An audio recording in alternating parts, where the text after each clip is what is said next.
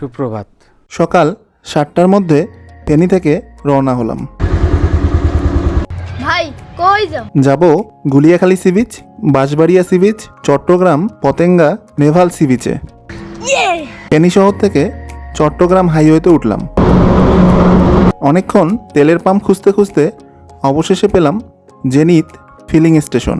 এখানে তেল নিয়ে আবারও হাইওয়েতে উঠলাম। পৌঁছে গেলাম সীতাকুণ্ড পাহাড়ের সামনে। এখানে এসে একটু কনফিউশনে পড়লাম, পাহাড়ে উঠবো না সি বিচগুলোতে যাব। তবে শেষ পর্যন্ত সি বিচে যাওয়ার সিদ্ধান্ত নেই,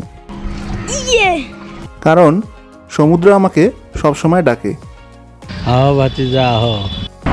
খুব ইচ্ছা ছিল আমার এই পাহাড়ে ওঠার।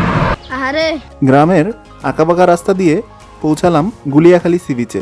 নাস্তা করার জন্য Guliakhali sea beach hotel and রেস্টুরেন্টে প্রবেশ করলাম। এখানে পাওয়া যায় নাস্তা করে বাইক পার্কিং এর ব্যবস্থা না থাকায় চলে আসলাম বাঁশবাড়িয়া সি বিচ। সি বিচের রাস্তা পুরাই। সি বিচে এসে বস্তার উপরে হাঁটা শুরু করলাম। লোহার ব্রিজের মতো কিছু একটা দেখে বললাম, এটাকে কি বলে? ব্রিজ আর কি। ব্রিজে ওঠার জন্য ভাড়া দিলাম একদম 20 টাকা। ব্রিজে উঠে হাঁটা শুরু করলাম।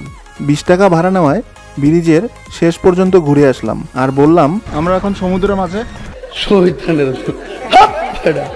তবে জীবনে প্রথম সমুদ্রের উপরে হাঁটার অনুভূতি ছিল অসাধারণ।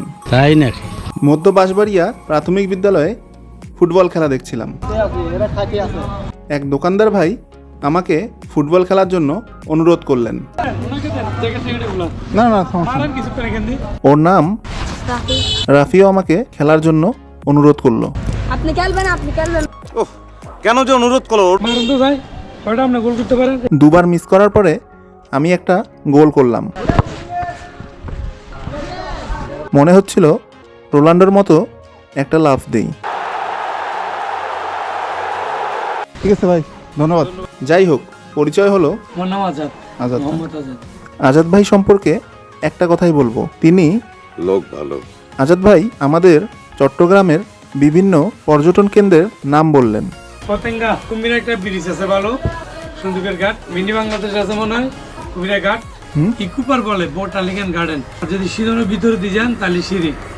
বাঁশবাড়িয়া থেকে চট্টগ্রাম হাইওয়েতে উঠে ফৌজদার হাট হয়ে বিশাল সমুদ্রের পাশে পতেঙ্গা মেরিন ড্রাইভ দিয়ে চলে আসলাম পতেঙ্গা বিচে। 2012 সালের পতেঙ্গার সাথে 2020 সালের পতেঙ্গার আমি কোনো মিল খুঁজে পাচ্ছি না। চেঞ্জ, সবকিছুই চেঞ্জ।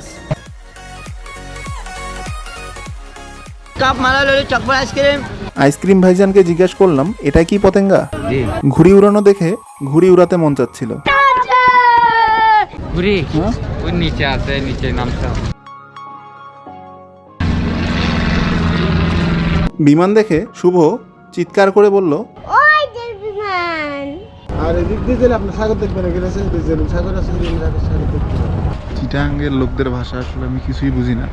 এবার আসলাম কর্ণফুলী নদীর পাশে নেভাল বিচে। এখানে আসলাম টানেল দেখার জন্য। বাংলাদেশের প্রথম টানেল, যার নাম বঙ্গবন্ধু শেখ মুজিবুর রহমান টানেল। এখানে এসে চোখে পড়ল পদ্মা সেতু নির্মাণে ব্যবহৃত বিশ্বের সবচেয়ে বড় ক্রেন, যার নাম হচ্ছে তিয়ানি। এখান থেকে রওনা হলাম। দুপুরে লাঞ্চ করার জন্য থামলাম আজমেরি ক্যাফে হোটেল অ্যান্ড রেস্টুরেন্টে। এখানে পাওয়া যায় কালাভুনা। অর্ডার করলাম, যদিও তা কালাভুনা না লাল ভুনা তা আমাদের বুঝে আসলো না। চট্টগ্রাম শহরের রাস্তাঘাট আমার কাছে একই রকম লাগছিল। একটা ব্রিজ ছিল যাওয়ার কথা, সেটা খুঁজে পাচ্ছি না। তাই গুগল ম্যাপের সাহায্য নিয়ে নাক বরাবর চলতে থাকলাম। সিধা অবশেষে পৌঁছালাম চিটাং সিটি গেটে। স্টিল। এবার এখান থেকে ফেনীর উদ্দেশ্যে রওনা হলাম।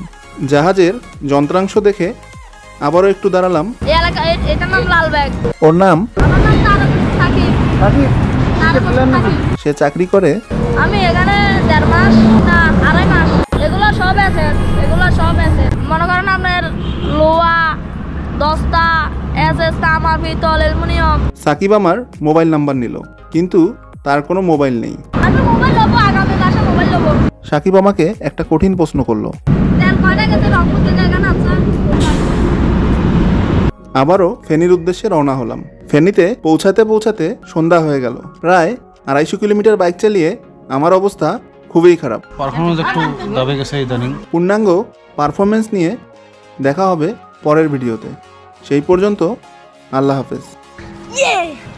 রাম ছাড়া ওই রাঙ্গা মাটির ঘর।